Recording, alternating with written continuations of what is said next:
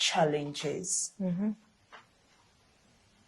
I've found couples that have done well, 10 years, 20 years, and on the 23rd anniversary, they get divorced. What's that? Because it seems like they've had 20 years. Maybe probably I'm not in to understand what has really been going in, but sometimes I wonder what you stood for 20. What is that on the 23rd anniversary that caused you to break up?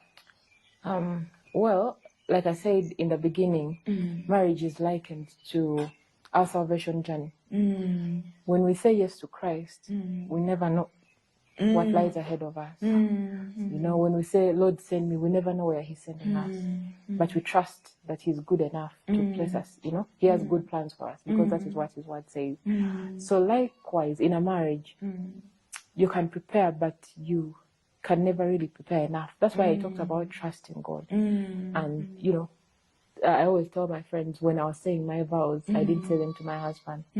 I said them to God. So every time something comes up, I go back to him and I tell him, but you said, it is you that I trusted. I believe you led me here and you said you have good plans. So I don't want to believe that you gave me a bad man.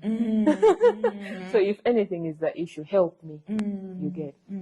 Sometimes people build, like there's lots of undealt with issues. Yeah. So especially in our culture today, we know how to show face.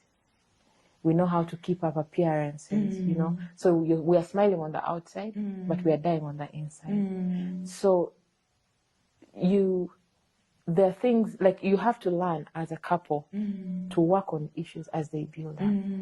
Because sometimes that's what breaks people up. You know, I've been patient for this long, I've been patient with all this. Sometimes we are not addressing what is actually affecting us because you kind of think he will know and he will change, but he's not changing. So it's been 3 years. Yeah. But again, sometimes we are hit with things that are new. Yeah. That are new. For example, I've been pregnant 4 times.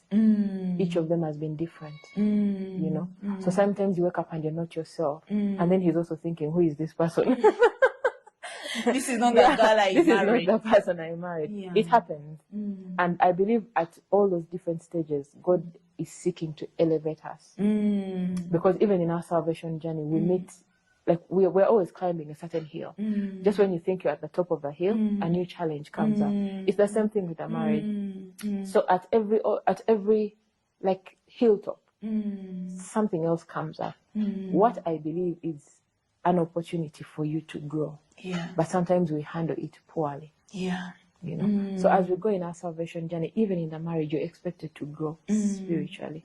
Yeah. So when those things come, you're still expected to fall back on either your accountability partners or on your knees and seek God deeper. And sometimes we don't want to do that because either we think we are, you know, we're now too good. Sometimes we've gained things over years. Yeah. You know, when you were married, you didn't have a job, you didn't have money, so you listened to everything